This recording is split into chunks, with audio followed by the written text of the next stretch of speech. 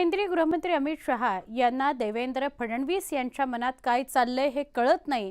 त्या दोघांमध्ये अंतर आहे आणि देवेंद्र फडणवीस यांना त्यांच्या मनासारखं महाराष्ट्रात काम करता येत नाही असं मोठं वक्तव्य जयंत पाटलांनी केलंय.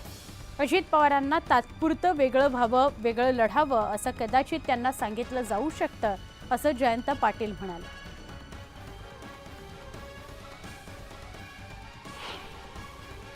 आता त्याच्यातनं काही मार्ग काढायला कदाचित माझी अशी शंका आहे की त्यांना सांगतील की तुम्ही जरा तात्पुरते स्वतंत्र लढा, नंतर आपण सरकारमध्ये एकत्रित करू, असंही करतील ते. म्हणजे तुम्ही तिकडे लढा, जरा लांब उभं राहा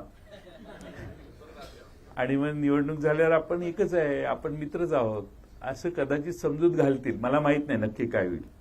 त्यामुळे दोन्ही गोष्टी, इकडं ते यांच्याबरोबर राहिले तरी यांचं नुकसान आहे, ते लांब गेले तरी यांचं नुकसान आहे, असं माझं ऑब्झर्वेशन आहे.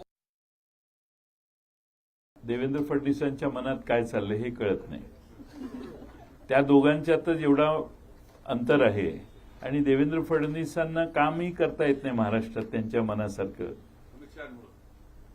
असं तुम्ही म्हणताय. त्यामुळं त्यांची पंचायत आहे त्यांची. त्यामुळं ह्या बाकीच्या दोघांना काय, दोघं तर काय सत्तेसाठीच गेलेत ना.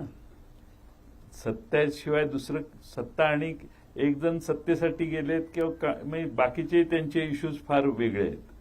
त्यामुळे ह्या सगळ्यांचा विचार करता हे महाराष्ट्रानं अमान्य केलेलं त्रिकूट आहे. काही केलं तरी आता बदल होणार.